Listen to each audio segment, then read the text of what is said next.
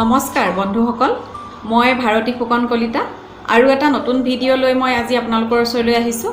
আজি মই world's number 1 vitamins and dietary supplement brand নিউট্ৰিলাইটৰ হাৰ্বেল ৰেঞ্জৰ এটা প্ৰডাক্ট নিউট্ৰিলাইট চ্যৱনপ্ৰাছৰ বিষয়ে কিছু কথা পাতিম। নিউট্ৰিলাইট চ্যৱনপ্ৰাছ 16 বিধ আয়ুৰ্বেদিক উপাদানৰ গুণ সমৃদ্ধ এটা খুব সুন্দৰ প্ৰডাক্ট। সম্পূৰ্ণ PSP অৰ্থাৎ পিউৰিটি, সেফটি আৰু পটেন্সি পদ্ধতিৰ দ্বাৰা DNA ফিংগাৰপ্ৰিণ্ট টেষ্টিঙৰ জৰিয়তে নিউট্ৰিলাইট অৰ্গেনিক ফাৰ্মত 100% জৈৱিক পদ্ধতিৰে 1000 জন সাইণ্টিষ্টৰ গৱেষণাৰ ফলত ক্লিনিকেলি টেষ্ট কৰি আমালৈ সকলোবিলাক প্ৰডাক্ট এৰি দিয়ে, যিখিনিয়ে মানৱ শৰীৰত সম্পূৰ্ণৰূপে কাম কৰি এজন সুস্থ মানুহ গঢ়ি তুলিব পাৰে। আজিৰ পৰা 5000 বছৰৰ আগৰে এবিধ বস্তু হৈছে চ্যৱনপ্ৰাছ, শ্ৰৱণ ঋষি, যিজনে নিজক শাৰীৰিকভাৱে সুস্থ ৰখাৰ লগতে চিৰযৌৱনা কৰি ৰাখিবলৈ কিছুমান আয়ুৰ্বেদিক হাৰ্বেল বস্তু লগত লৈ অৰ্থাৎ কিছুমান জড়িবুটিৰ জৰিয়তে এটা ৰসায়ন প্ৰস্তুত কৰি তেখেতে নিজক ভালে ৰাখিবৰ কাৰণে এটা বস্তু তৈয়াৰ কৰি লৈছিলে। যিহেতু তেওঁ জড়িবুটিক প্ৰাধান্য দি বস্তুবিধ ৰসায়নবিধ প্ৰস্তুত কৰি লৈছিলে, সেইবাবে তেওঁৰ নামেৰেই সেই বস্তুবিধৰ নাম ৰখা হৈছে চ্যৱনপ্ৰাছ। সেই পুৰণা আয়ুৰ্বেদিক ধাৰণাটোকে নিজৰ মাজত লৈ নিউট্ৰিলাইটৰ ফালৰ পৰা আমালৈ এৰি দিছে নিউট্ৰিলাইট চ্যৱনপ্ৰাছ। বৰ্তমান ইমিউনিটিৰ ওপৰত দৃষ্টি ৰাখি সকলো মানুহে ইণ্টাৰনেটত চাৰ্চ কৰি থকা এটা বস্তু হৈছে ইমিউনিটি বুষ্টাৰ। সেই ইমিউনিটি বুষ্টাৰৰ মাজতে সোমাই আছে আমাৰ নিউট্ৰিলাইট চ্যৱনপ্ৰাছ। আপোনালোকে ইয়াৰ তথ্য বিচাৰিলে নিশ্চয় বিচাৰি পাব। ইয়াত 16 বিধ আয়ুৰ্বেদিক উপাদান আছে। সেই উপাদানখিনি কি হয় আমি সকলোৱে জানো। তাত আমলখিৰ সম্পূৰ্ণ গুণ সমৃদ্ধ হৈ আছে। আমলখি আমি সকলোৱে সৰুৰ পৰাই খাই ডাঙৰ হৈ আহিছোঁ। আমলখি আমি খাওঁ, ভিটামিন C আছে বুলি জানো, কিন্তু আমলখি বহুত গুণ আছে। সেই গুণখিনি আমলখিক মুখ্য উপাদান হিচাপে লৈ তাৰ লগত আৰু যিখিনি উপাদান জড়িত হৈ আছে সেইখিনি এতিয়া মই উল্লেখ কৰিম। কোনো ধৰণৰ প্ৰিজাৰ্ভেটিভ নিদিয়াকৈ আমাৰ শৰীৰৰ বাবে উপযোগী কৰি ইমান সুন্দৰকৈ আমাৰ নিউট্ৰিলাইটৰ চ্যৱনপ্ৰাছটো ৰেডি হৈছে। খাই খুব ভাল লাগে, খুব টেষ্টি। আমাৰ ইমিউনিটি বুষ্ট আপ কৰি ৰাখে। আমলখি আমাৰ ছালৰ বাবে ভাল, চুলিৰ বাবে ভাল, চকুৰ বাবে ভাল, হাড়ৰ বাবে ভাল। হাড়ৰ গঠন খুব সুন্দৰ হয়। হৃদৰোগীৰ বাবে এটা খুব সুন্দৰ বস্তু আমলখি। হাই ব্লাড প্ৰেছাৰ থকা মানুহে খাব পাৰে। যিসকলৰ কলেষ্ট্ৰলৰ লেভেলটো বহুত বেছি তেওঁলোকৰ বাবে উপযোগী আমলখি। আৰু আমাৰ আজিকালি কিছুমান কমন ডিজিজ আমাৰ হৈ গৈছে, যিবিলাক আমাৰ ঘনে ঘনে হৈ থাকে, বদহজমি, অনিদ্ৰা, এইবিলাক সকলো গুণৰ সকলো ৰোগ প্ৰতিৰোধ কৰিবৰ বাবে আমাক আমলখি লাগে। কিন্তু কেৱল আমলখিয়ে নহ'ব, আমলখিৰ লগত আৰু বহুতখিনি উপাদান আমি সংযোগ কৰিব লাগিব। সেই আমলখিৰ লগত সংযোগ কৰি যিটো ৰসায়নৰ সৃষ্টি হৈছে সেইটোৱে আমাৰ নিউট্ৰিলাইটৰ চ্যৱনপ্ৰাছ। ফ্ৰী ৰেডিকেলছৰ পৰা বচাই ৰাখি এণ্টিঅক্সিডেণ্টৰ কাম কৰি আমাক ৰোগ প্ৰতিৰোধ ক্ষমতা অক্ষুণ্ণ কৰিব পৰা উপাদানটোৱে হৈছে আমলখি।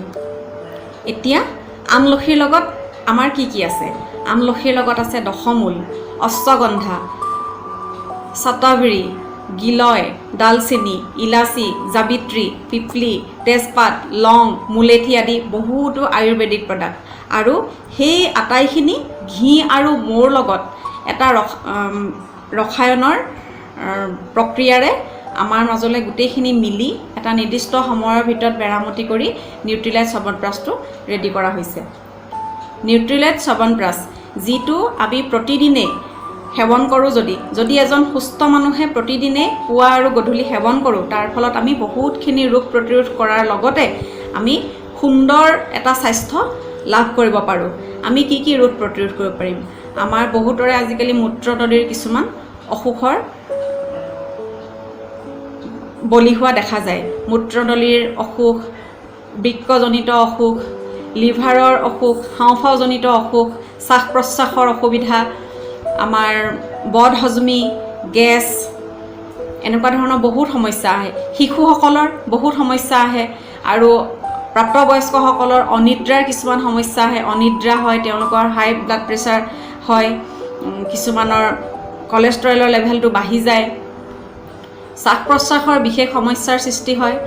তাৰ লগতে আমাৰ এনেকুৱা কিছুমান অসুখে দেখা দিয়ে, খুব কম বয়সতে শক্তিহীনতাত ভোগে, দৃষ্টিহীনতাত ভোগে, তেওঁলোকৰ হাৰ্টৰ প্ৰব্লেম হয়, কাণেৰে কম শুনে, অকাল বাৰ্ধক্যৰ সন্মুখীন হয়, ডায়েৰিয়া, বহুত কষ্টকৰ এবিধ ৰোগ ডায়েৰিয়া, শিশুসকলৰো হয়, জ্যেষ্ঠসকলৰো হয়, ডায়েৰিয়া ৰোগত বহুতে ভুগি থাকে।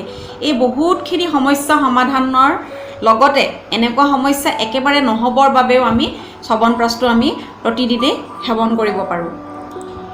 নিউট্ৰিলাইটৰ চ্যৱনপ্ৰাশটো আমি কেৱল ঠাণ্ডা দিনতে খাম বা কিবা এটা ভাইৰাছজনিত অসুখতে খাম এনেকুৱা নহয়। আমি বছৰৰ 12 মাহেই আমি সেৱন কৰিব পাৰোঁ। পুৱা গধূলি আমি সেৱন কৰাৰ ফলত সুন্দৰ স্বাস্থ্যৰ অধিকাৰী হোৱাৰ লগতে এখন সপ্ৰতিভ ছালৰ গৰাকী হ'ব পাৰোঁ, একোচা সুন্দৰ চুলিৰ অধিকাৰী হ'ব পাৰোঁ, চিৰ যৌৱনা হ'ব পাৰোঁ।